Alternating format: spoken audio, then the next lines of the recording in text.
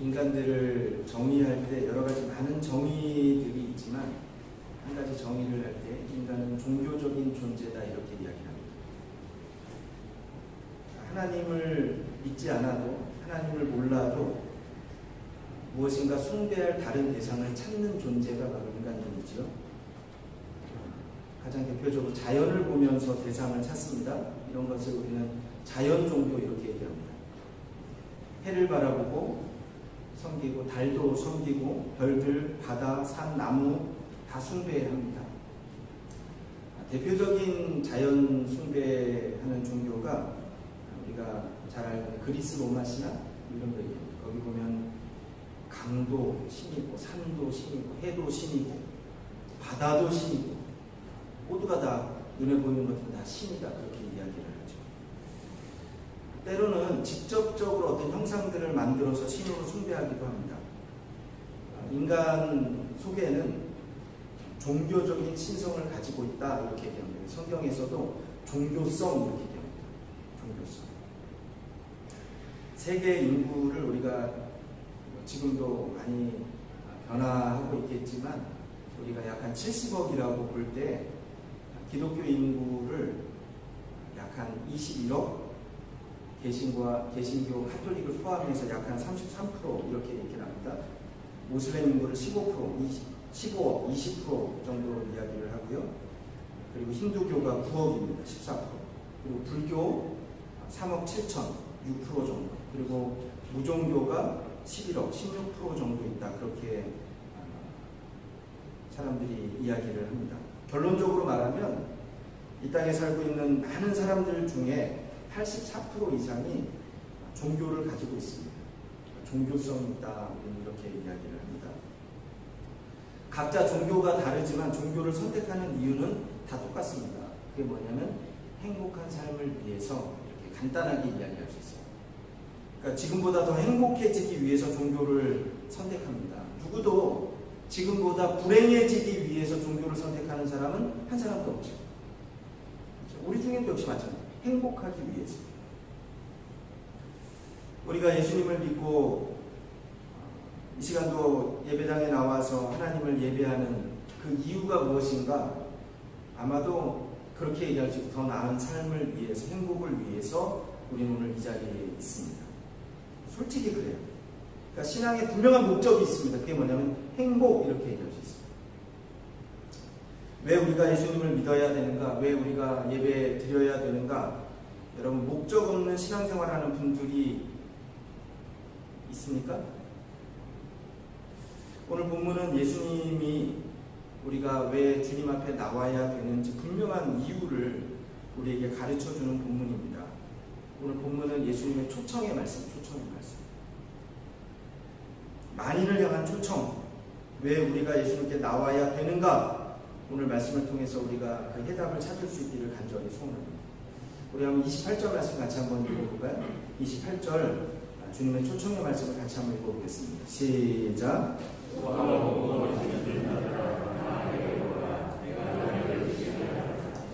예수님께서 말씀하시죠. 왜 우리가 예수님께 나와야 하는가? 가장 큰 목적이 무엇인가? 한마디로 얘기하면 그렇게 얘기합니다. 쉼 이렇게 얘기하셨어요. 내가 너희를 쉬게 하리라 이렇게 말씀하시죠.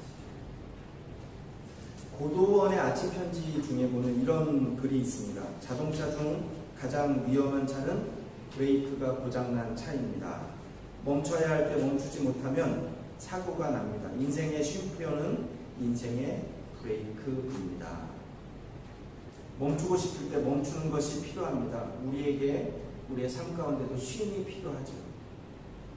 인도의 하리차란이라는 분이 쓴 행복한 멈춤이라고 하는 책이 있는데 이 원 제목은 파워 파우저, 다시 말하면 능력 있는 멈춤인데 우리나라에서는 행복한 멈춤 이렇게 번역이 된 책입니다. 거기 보면 이런 내용이 그 책에 담겨 있습니다. 하루에 3분만 멈출 수 있다면 우리 인생은 달라질 수 있다.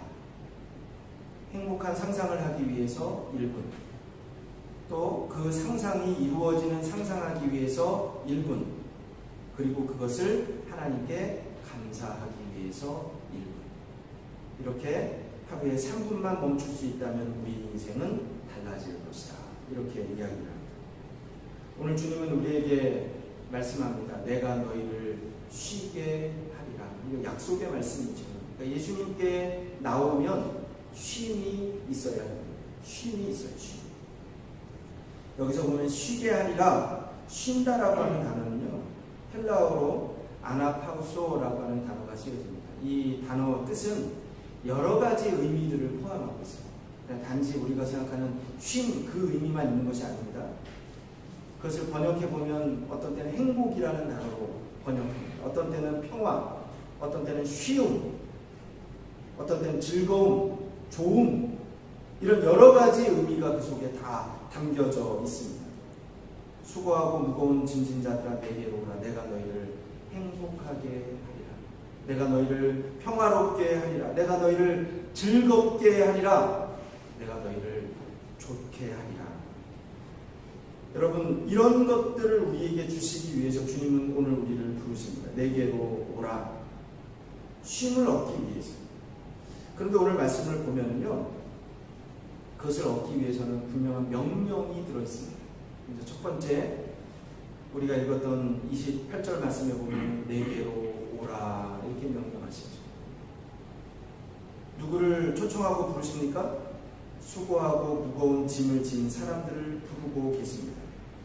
인간의 수고는, 모든 수고는 우리가 성경적으로 볼 때 죄와 관련이 되어 있는 것 여러분 아십니까?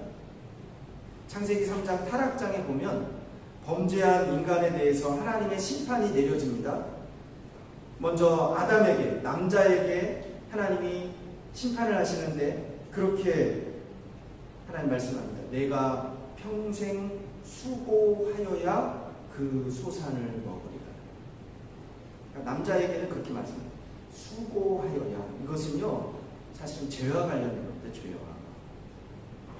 하와에게, 여자에게 또 그렇게 말씀합니다.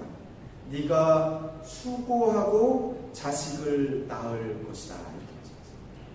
공통적으로 남자와 여자에게, 죄를 지은 남자와 여자에게 하시는 공통적인 말씀이 무엇이냐면 수고라는 단어죠. 다시 말하면 수고는 죄의 결과입니다. 모든 인간은 수고하게 되어 있습니다. 수고를 해야만 됩니다. 유명한 러시아의 작가인 도스토옙스키는 이런 말을 했습니다. 죄인인 인간에게는 산다는 것 자체가 바로 수고로운 짐이다. 누가 스스로 수고의 짐을 벗을 수 있는가? 여러분, 죄인인 인간은 스스로의 능력으로 벗을 수 있는 능력을 상실했습니다.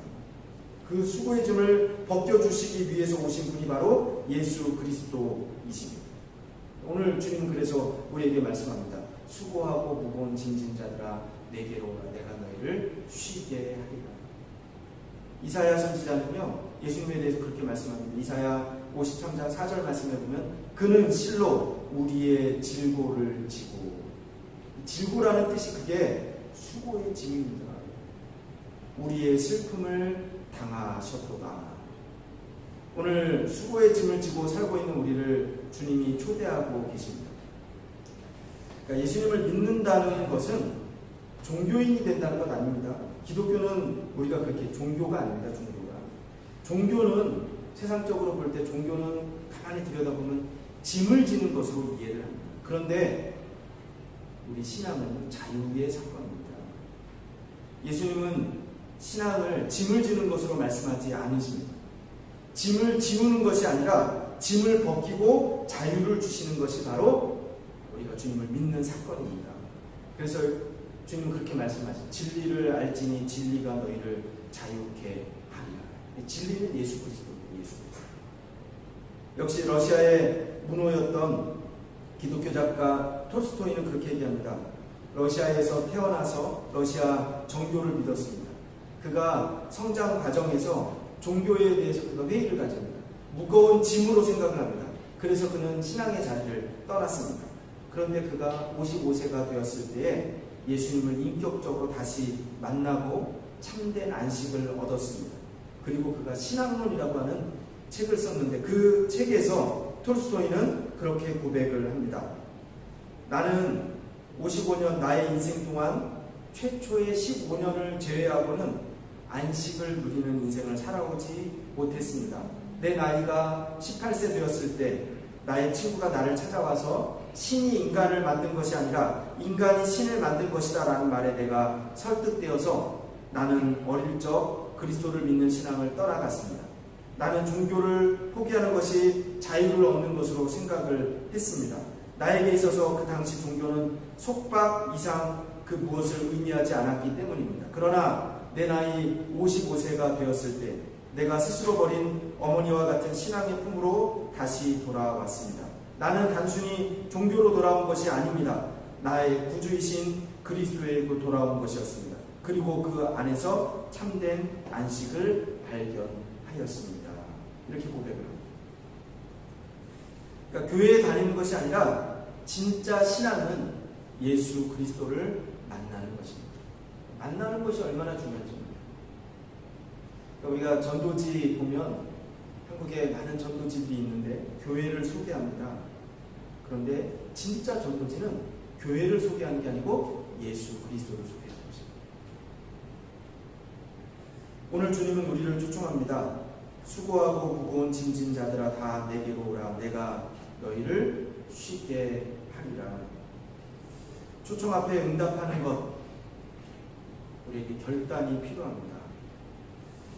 오늘 말씀을 보면 우리가 참된 쉼을 얻기 위해서 또 한 가지 주님의 명령의 말씀이 나오고 있습니다. 두 번째 명령의 말씀은 내게 배우라 이렇게 합니다. 내게 배우라. 29절 말씀 한번 같이 한번 읽어볼까요? 29절 우리 같이 한 목소리로 읽어보겠습니다. 시작.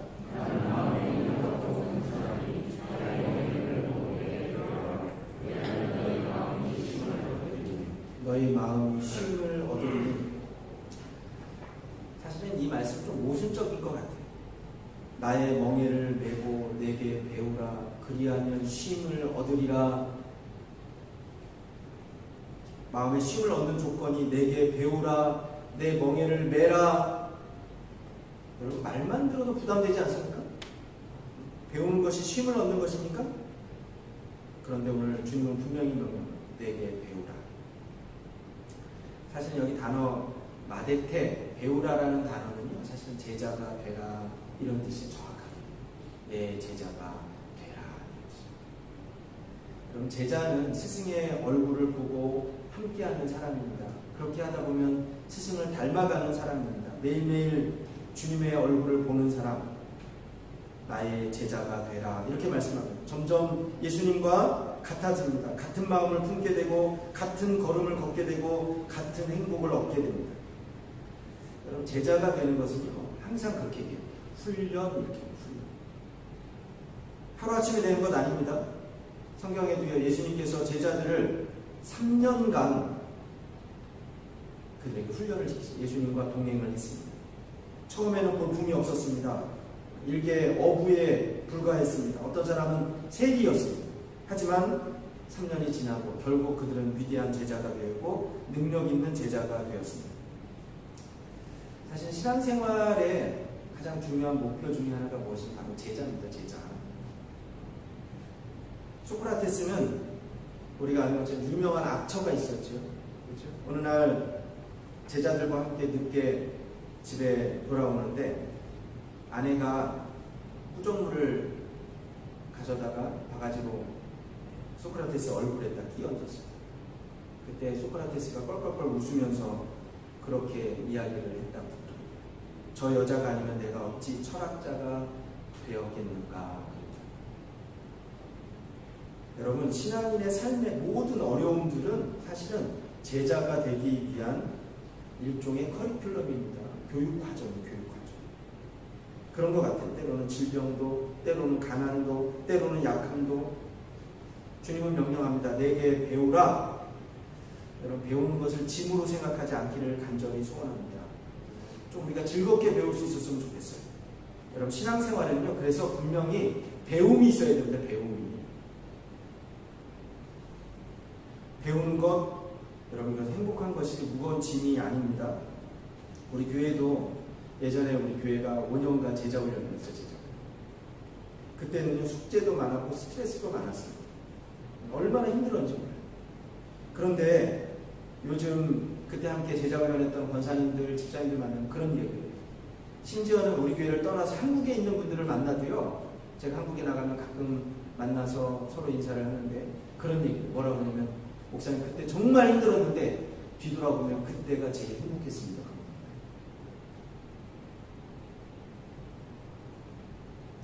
마태복음 11장 30절 말씀 한번 같이 한번 읽어볼까요? 같이 한번 읽어보겠습니다. 시작.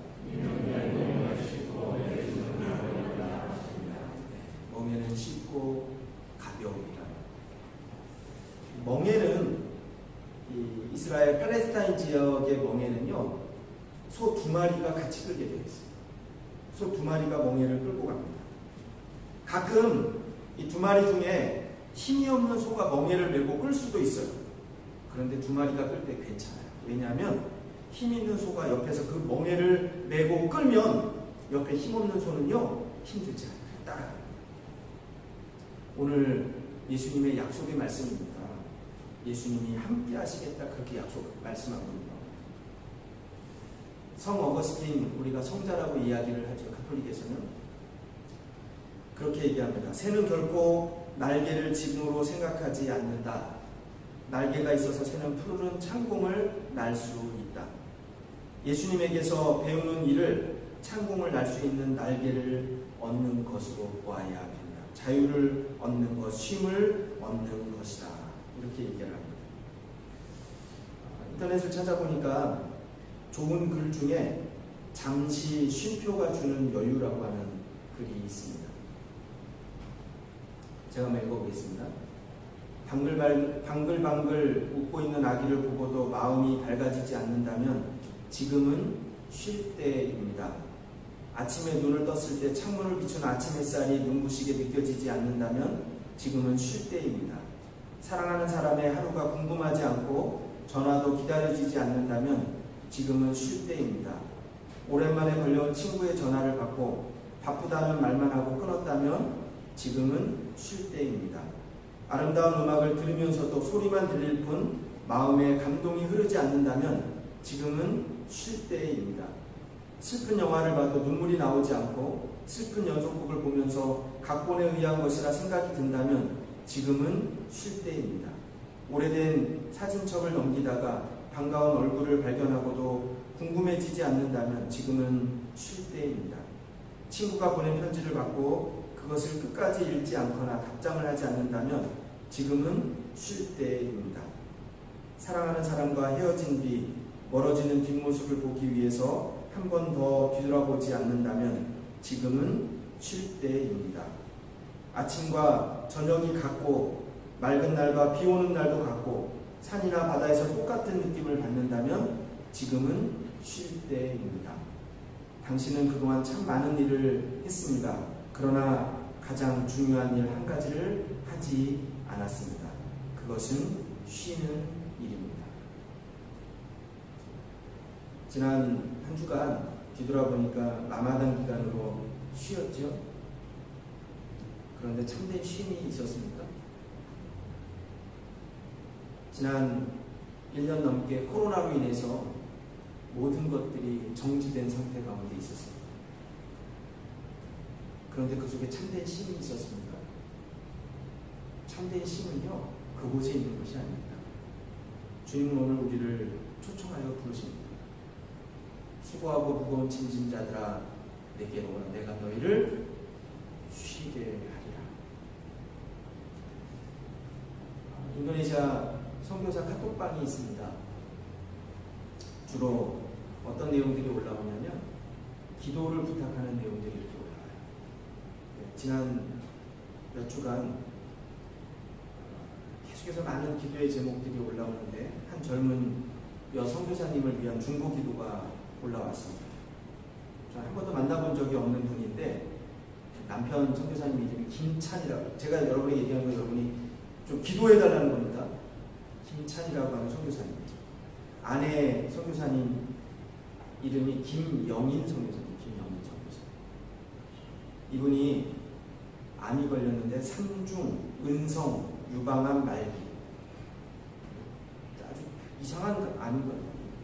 간과 오른쪽 림프절로 이미 전이가 되었고 간의 상태가 너무 좋지 않은 상황입니다. 그런데 이분이 더 어려운 것은 뭐냐면 이분 혈액형이 RH-O형이에요. 희귀 혈액. 이거를 구하기도 어려워요. 그 기도 제목을 제가 여러분에게 한번 읽어보겠습니다. 잘 들어보세요. 어쩌면 마지막 기도 부탁이 될지 모르겠습니다. 어제까지 수혈을 3팩 받았습니다. 그런데 마지막 수혈 후 혈액 수치가 그대로이고 혈변을 보는 것으로 보아 안쪽에 출혈이 예상된다고 합니다. 아내의 현재 상태가 수술이나 시술을 받을 수 있는 상황이 아니라 수혈을 계속 받으면서 자연스럽게 멈추기를 기다려야 하는 상황이고, 만약 암 부위에서 출혈이라면 더 이상 힘들다는 이야기를 들으며 오늘 밤 고비라고 하네요. 이제 곧 병원에 가서 이후의 계획에 대해 병원 측과 논의하려고 합니다. 코로나로 인하여 면회가 금지된 상황이기 때문에 어머님도 마지막을 집에서 보내야 하지 않는가 생각하고 계신 것 같습니다.